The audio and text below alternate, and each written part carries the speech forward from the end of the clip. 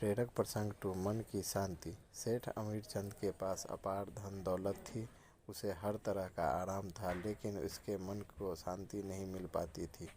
हर पल उसे कोई न कोई चिंता परेशान किए रहती थी। एक दिन वह कहीं जा रहा था तो रास्ते में उसकी नज़र एक आश्रम पर पड़ी।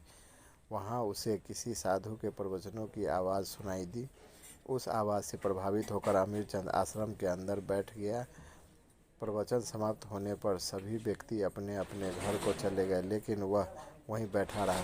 उसे देखकर संत बोले, कहो तुम्हारे मन में क्या जिज्ञासा है जो तुम्हें परेशान कर रही है। इस पर अमीरचंद बोला, बाबा मेरे जीवन में शांति नहीं है। यह सुनकर संत बोले, घबराओ नहीं, तुम्हारे मन की सारी अशांति दूर हो जाएगी।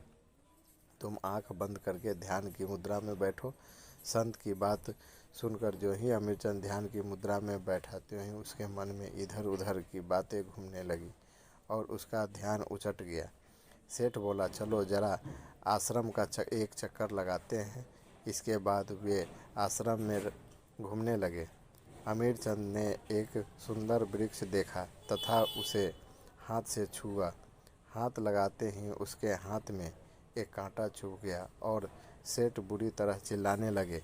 यह देखकर संत वापस अपनी कुटिया में आए। कटे हुए हिस्से पर लेप लगाया। कुछ देर बाद वह सेठ से बोला, तुम्हारे हाथ में जरा सा कांटा चुभा तो तुम बेहाल हो गए।